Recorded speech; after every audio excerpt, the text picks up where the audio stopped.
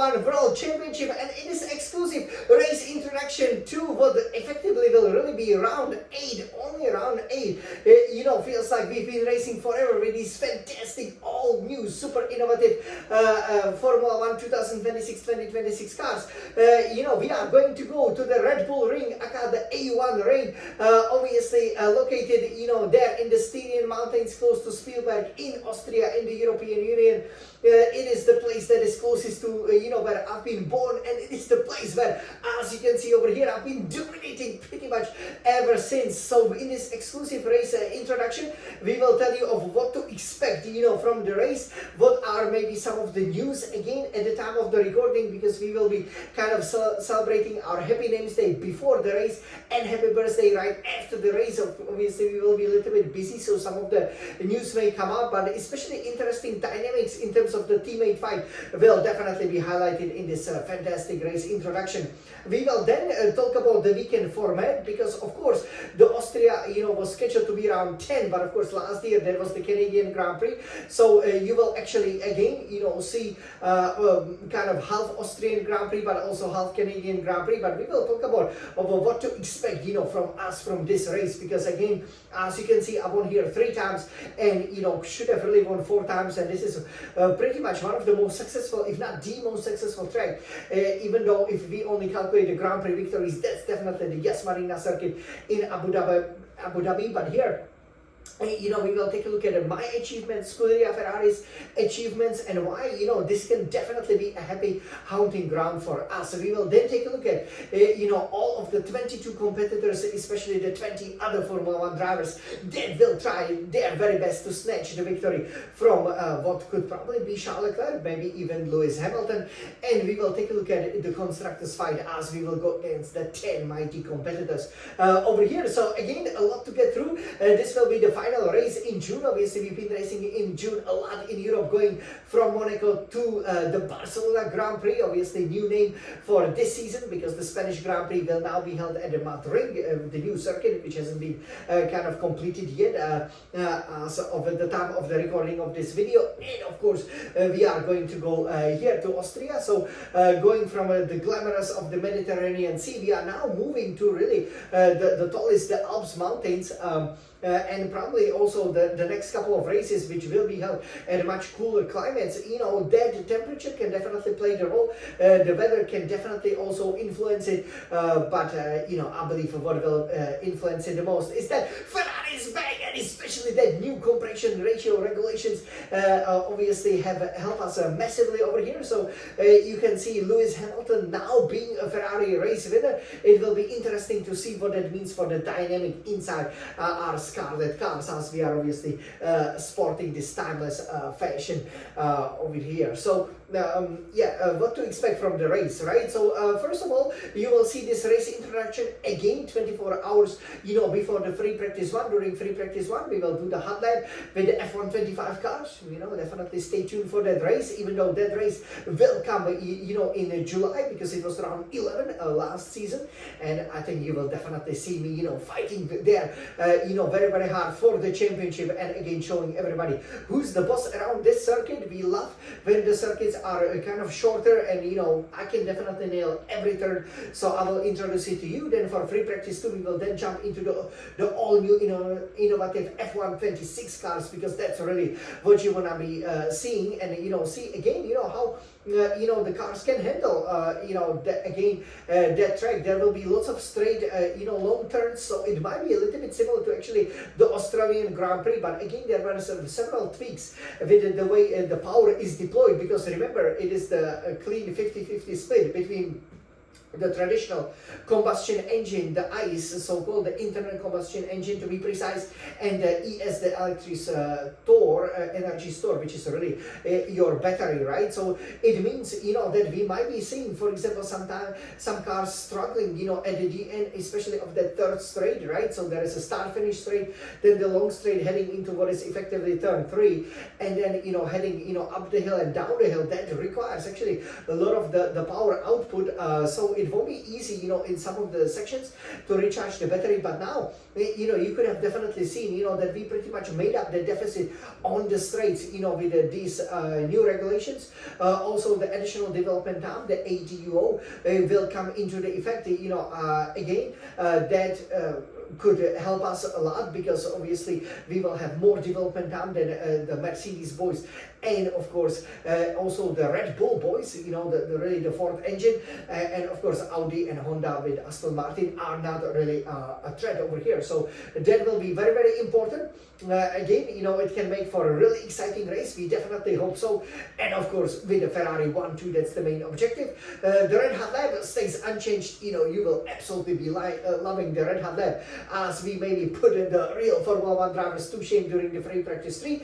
And then, as in this beautiful, beautiful mountainous countryside, with all of the Christmas coniferous trees, as the fastest drivers in the world will be qualifying for the Austrian Grand Prix. We will be qualifying for the Canadian Grand Prix.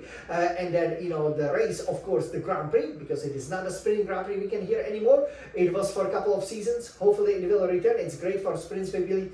Then the Austrian Grand Prix race, you will see my Canadian Grand Prix race, as I will try to reclaim the lead of the championship, but the race reaction 24 hours after the Austrian Grand Prix will be all about telling you, how we surely won here at this magnificent circuit, again for another time, because we've been quite successful as Scuderia Ferrari. So not that many news, to tell you about. Obviously, for Lewis Hamilton, what a fantastic victory. We were obviously celebrating with that lovely, Italian national anthem. You could have seen I was really elated, because, it's a really a kind of like a strike of the fate. When you have 30 years after Michael Schumacher winning in the rainy, terrible conditions for Scuderia Ferrari for the very first time, Lewis Hamilton does it in pretty much a picture-perfect sunny conditions. So that was really great to see. And now with Hamilton 40 points ahead of Charles Leclerc, who should be our sort of golden boy, as you can see my golden hair being ready for the summer season. It will be interesting what happens there, right? With the dynamic, it might of course be too early for the team orders, but team orders definitely cost Mercedes, right? When they were fighting, that only helped Hamilton. So hopefully over here we will see a situation where one Ferrari driver will clearly be the best of the rest. Probably we would say it will be Leclerc, but again, we will see what happens there. First, he shouldn't crash, and next, he's won here at this track before, overtaking Verstappen in style with the aggressive strategy that we used in Barcelona. So again, that aggressiveness could play the role, because here the tire degradation is quite high, as I learned in 2016, when I pretty much ran out of the tires, heading, of course, as I did a one stop and Vettel overtook me on the final lap. That was really heartbreaking, but it was the only time that I lost here in Austria. So you can see heading into the final lap, I was always leading, but yes, it is critical that you have some tires left, especially, through the second part, of the lap. And of course, for Hamilton, the ideal situation would be for the 7-time champion to win, with Leclerc being second. And then, if Antonelli finishes third, fourth, or even fifth, if maybe Red Bulls, again, it is their home Grand Prix, so, they might be strong over here. We will see. McLarens might definitely, be there in and about. That would be obviously ideal for the Drivers' Championship. For the Constructors, doesn't really matter for us, as long as it's a 1-2. But obviously, it would help Hamilton to go back within maybe almost a race distance of Antonelli, another DNF for Antonelli, and Hamilton, could be leading the championship after the British Grand Prix. That would be absolutely awesome, and probably totally unexpected for everybody, including me. But yeah, it's looking really great, because having the two drivers over there is great, but it also presents you with this kind of a situation or a dilemma, like which driver should you really favor, right? Same for Mercedes, because George Russell is getting beaten up over here by Andrea Kimi Antonelli, the AKA the 19-year-old sensation, who might have been going to Ferrari, but now obviously with the uptick with Hamilton's form in particular, doesn't look like, with Leclerc obviously being contracted into well to 2030.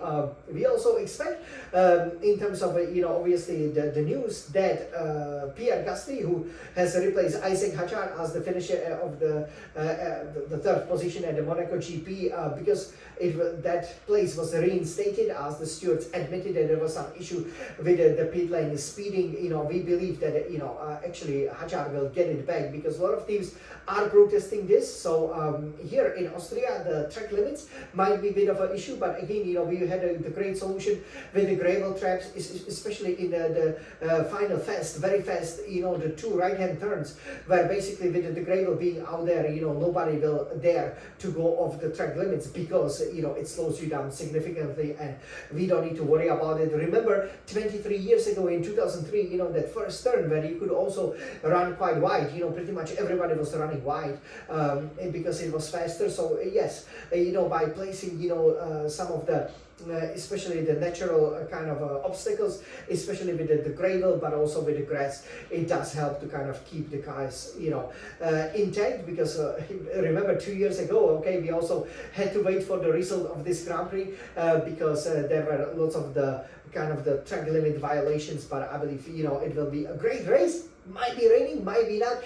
It will happen, this time one day before my happy birthday. But obviously, in the 2025 season, I was racing on my happy birthday, and I've always won on my happy birthday. So you probably know what will happen, right? Of course. So let's take a look over here at the Austrian Grand Prix. Over here, as we turn around this beautiful scarlet red retina iMac, we really hope we will be celebrating again, because this is really our moment. So Austria Spielberg, not to be confused with the Monaco flag. The Monegasque flag obviously does feature the white and red, but it doesn't feature the two red stripes. So this is how the circuit looks like.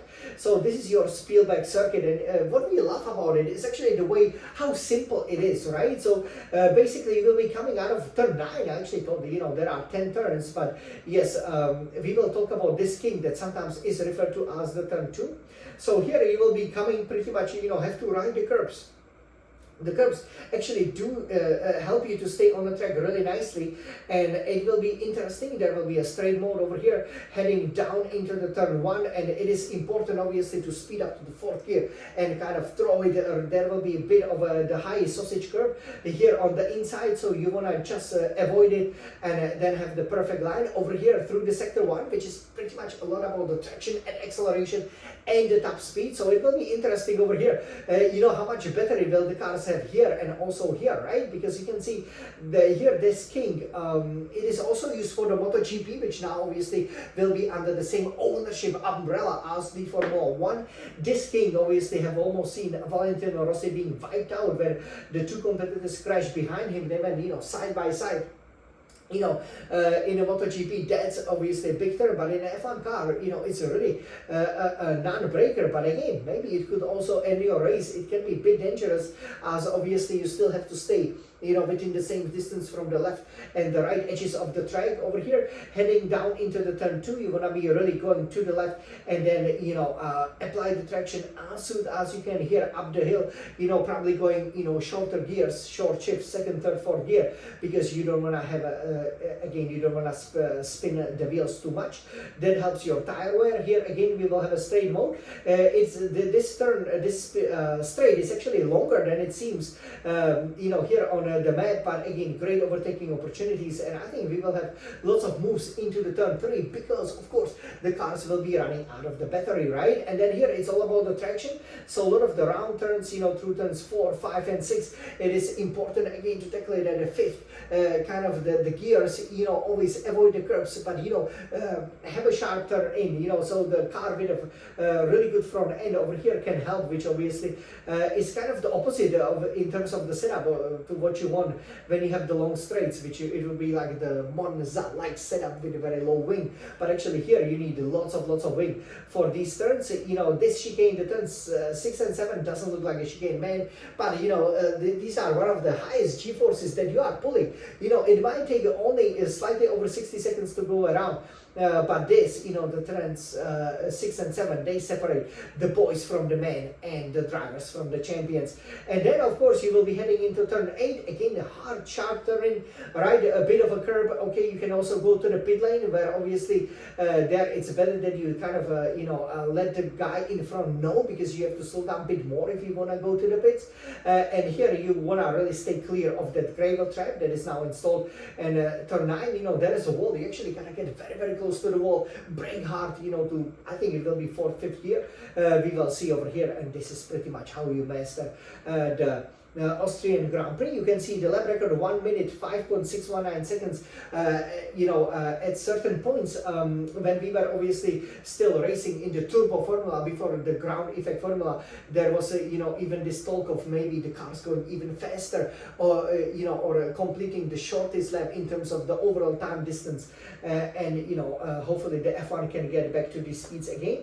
Since 1970s we've been racing here, and now what is known as the Red Bull Ring. Again, it is a short distance, only 4.318 kilometers, so you get 71 laps, so you get over the 300 kilometer distance, and you can see some wonderful scenery over here. It's really a beautiful track, one of the tracks we really would like to go to, but we haven't been to. But Scuderia Ferrari has been here many times, and you can see our Ferrari victories. Actually there are 5, but it should be 6 over here. Michael Schumacher's won here twice. Also we had victories with Irvine, Jackie, even Lorenzo Bandini. Again, depends.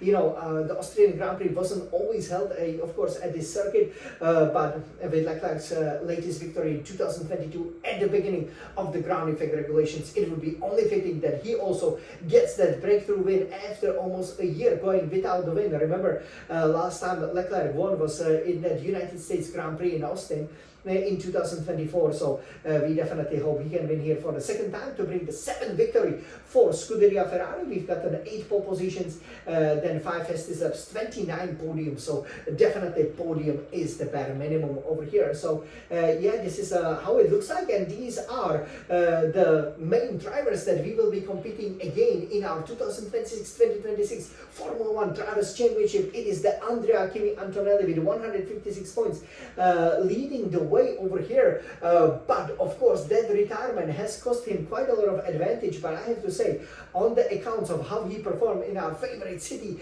almost in the world, Barcelona, he is definitely spot on to be the champion. He is over here 41 points ahead of Lewis Hamilton on 115 points.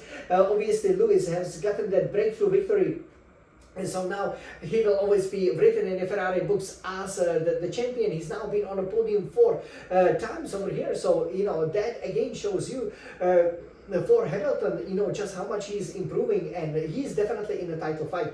We expect to be faster here again because the engine won't penalize us so much, and again we've been faster through the low speed, medium speed and high speed corners like in Barcelona. That upgrade is working, and unless the other teams bring more upgrades, I think we could be pretty much dominant here. George Russell being 50 points behind Antonelli on 106 points can count himself fortunate that it is so, because he could have been way more than that actually. If you count that Antonelli would have gotten 3 points on him, now he's gotten 18. Russell would have been 71 whooping points behind after only 7 rounds. That is absolutely massive. Very big surprise what is happening there. You can see Charles Leclerc being 4th for Scuderia Ferrari, 75 points. The 2 retirements in Monaco, especially also here in Barcelona, really cost him dearly. If he hasn't retired, he would have been still pretty much right up there, because in terms of points he would be on 100 points, and I think still within a good chance of having a title, only 6 points behind Russell. But the way it is, you sometimes gotta think that maybe for the first time in his Formula 1 career, definitely in his Ferrari career, Charles Leclerc will have to be a number 2 driver if we want to win a world championship. Of course, Hamilton would then surpass Michael Schumacher. So, it is tough. It is tough. But let me know what you think about it. But again, you have to, take the chances when they come. Yes, you want to be fair. But, for us as Ferrari, we don't mind who wins, because we definitely don't want to wait another 21 years, for the Formula 1 driver's title. Last time we won it was in 2007. This is 19 years, when Michael Schumacher won in 2000, since Johnny Scheckter 1979, we did wait, remember, 21 years, but then we were dominant for many years, and I think you probably in Barcelona witnessed the start of Ferrari domination, just like you witnessed the start of that Ferrari domination 30 years ago in Barcelona with Michael Schumacher. 5th is then Lando Norris for McLaren, 73 points, much too close to comfort to Leclerc. 6 Oscar Piastri, McLaren, 68 points. 7 Max Verstappen, Red Bull, 55 points. Red Bull will be trying their best, but we are so happy that they are not a fixture anymore. 8 Pierre Gasly, Alpine, 41 points, but that might change because I think his podium will be taken away. We will see what happens there. 9 is then Isaac Hajar Racing, Red Bull Racing, 34 points. 10 is then Liam Lawson Racing, both 28 points. Some of these guys might get the points back. Again, it's a bit of a mess, but what can we do about it? 11, Oliver Berman has 18 points. We really hope he can recover that early form. It's surprising that with the uptick in Ferrari for our main customer team is not doing that well. So hopefully Berman, will be one of the ones scoring a strong result. 12 is, of course, then Franco Colapinto Alpine, 16 points. 13, Arvid Lindblad Racing Bulls, 13 points. 14, Carlos Sainz Williams, 6 points. 15, Alexander Albon Williams, 5 points. 16, Esteban Ocon has 3 points. 17, Gabriel Bortoleto Audi, 2 points. 18, Fernando Alonso Aston Martin, 1 point. You can see how dejected he was after Barcelona revealed that they are by far the slowest car, like he was, at the beginning of his career with Minardi. 19, Nico Hülkenberg Audi, 0 points. 28, Valtteri Bottas Cadillac, 0 points. 21, Sergio Perez. He will be kicking his teeth, for losing that point for Cadillac. He's still on 0 points. 22nd, Lance Stroll, Aston Martin, 0 points. So yeah, you can see the title race is definitely heating up with that Antonelli retirement. That can be significant. And in the constructors 2026-2026 season, you can see that Mercedes-Benz, the first team into 200 points with 262, and we are obviously over here on 190 points. But we really should have had exactly 200 points, and that's fine. 72 points behind. Hey, listen, 2 1 and 2s, 2 double retirements if Mercedes-Benz crash both, here in Austria, which is definitely possible. Mercedes do have that history with Rosberg and Hamilton from 10 years ago, but in Barcelona they kind of avoided that, but maybe they won in Austria, and obviously Russell will want to win at home in Great Britain, so we will see what happens there. Yeah, definitely that is the chance. Third, McLaren, 141 points. They seem a bit lost at the moment, but never discount the double champions out. Fourth, the Red Bull Racing, 89 points. Fifth, Alpine, 57 points. Sixth, Racing Bulls, 41 points. 7, Haas, 21 points. 8, Williams, 11 points. 9 is Audi on 2 points. We actually expect them, especially Hülkenberg, to open up his account over here. Audi should have had a bit more points than before. I mean, a very funny retirement of Hülkenberg, right, when the Gravel got kicked out, and kill off some of the sensors. So you can see just how fragile actually the Formula 1 cars can really be. And I wouldn't be surprised if Antonelli actually retired, because he's gotten to some of the dirty stuff and let Russell push him almost all the way, to the run-off zone. So yeah, kind of smart, but also cheeky on Russell's part. 10, Aston Martin, 1 point. 11 is Cadillac, 0 points. So over here, this is how the constructor stable looks like. This is how the driver stable looks like. Lewis Hamilton is definitely on form. We can see it's a beautiful circuit. We hope it will be a beautiful sunny day, but of course rain could also help us as Ferrari. This is how the track looks like, and we cannot wait to go racing here in Austria. So over here, let me know, what do you think about it, and especially who do you think will win. And definitely, we want to be celebrating. And with regards to us, of course, this weekend we will be racing in Canada. But just like in Austria, we won 3 times, overall. Of course, we will be going for our 4th victory. We definitely, want to plant it, on the pole position for the first time in a decade. So, definitely, do keep in touch, with regards to that, because that will be obviously very, very important, that we again are planting it on the pole positions. We will be aiming for our 78th pole position, but also for our 63rd victory, the 30th, of course, in the ground effect era. So hopefully we can, get it, because now we went without the victory for 3 straight races, which did not happen, which also cost us the lead of the Drivers' Championship. So it will be absolutely paramount, we kind of always, won here, won, won last year. So will we win this year in Canada? We will see. If it would be Austria, would be actually, to be honest with you, a little bit more confident. But hey, that 78 podium will be, very important to get it in order, of course, to hopefully reclaim the lead of the championship. 6 points behind is not great, but we will see what we can do. And of course, we also want to get our 64th fastest lap. So wish us a good luck over there. It will be a very, very good, exciting race. Obviously, we were racing in Austria. The stats would be even even better because obviously in the sprint weekends we've always won them, right? Always from the pole position, always fastest lap. So it's like 2-2-2. Absolutely amazing results in Austria with 2 sprint pole positions, 2 sprint victories, and the 2 sprint fastest laps. And in terms of the podiums, we've always been on the podium here 4 times, but only lost out in 2016, 2016 to Vettel with 3 magnificent victories. And of course, we've also been over here on the 3 great pole positions. And obviously in 2016, 2016, we had to take that penalty. So should have really been 4th, but we've always gotten the fastest lap. So, that is really the key. Just like Lewis Hamilton set the fastest lap at the Circuit de Barcelona, Catalunya, here at the Red Bull Ring or the so-called Spielberg circuit, it will be absolutely critical that we have the fastest car during the race, because as we learned, for example, in 2022, we can run, for example, the 2-3 stop strategy and dismantle the competition. No matter if it's the silver Mercedes-Benz, the unfashionable oranges of McLarens, or the homeboys Red Bull. So wish us good luck with that. We really cannot wait to go racing. I hope you enjoyed this exclusive race introduction. And now all I can say is that as we are obviously already celebrating our Happy Names Day and the happy birthday winning anniversary is coming, is that we love racing, we love Formula 1, we love Ferrari, and happy birthday to Ferrari's fastest driver, the legendary Jan, the Smiling Sun champion. Happy Names Day, and especially happy birthday, happy wedding anniversary. The race reaction will come on that very day, so stay tuned. Forza Ferrari!